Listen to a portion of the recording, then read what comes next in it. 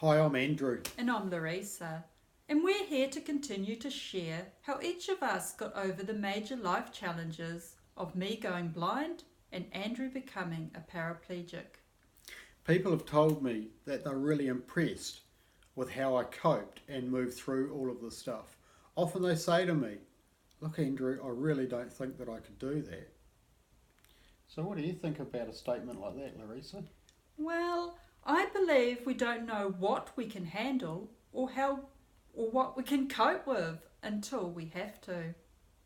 That's been my experience too. I really didn't know how I was going to cope with being paralysed when it happened.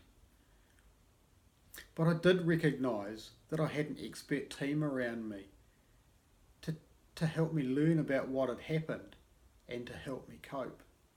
So it was all a piece of cake after that? No, not at all. It was like an unfolding nightmare. I'd get used to some things that they'd told me, like my legs weren't going to work anymore. Then they'd break another part of the horror story to me, like, oh yeah, your bowel and bladder and Captain Happy, they're not going to work properly anymore either.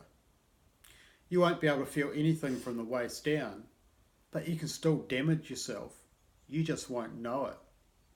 And that can be really bad. You know all that pain that you're getting in your legs, that burning, like bad pins and needles, and those really violent electric shocks? Sorry, mate.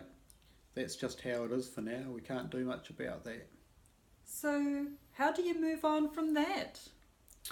I learnt that focusing on the positives was a lot more use than dwelling on the negatives.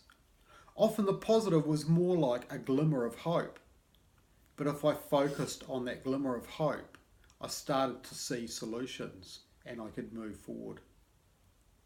So it's about making the right choice, like me making the choice to get on with my life when I went blind.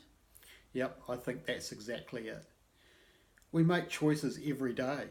Some of those choices are easy, but some of them are really hard and they take a lot of strength to make.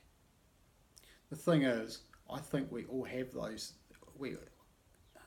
have that strength. We just have to be brave enough to make those hard choices. That's the same strength and tenacity I saw in you the first time we met. The same qualities I had that got me over many challenges. And that's what I saw in you. So, what are the challenges in your life? And what are you going to do about it? Because really, the choice is up to you. That's really good stuff there. Lots of food for thought. See you next week.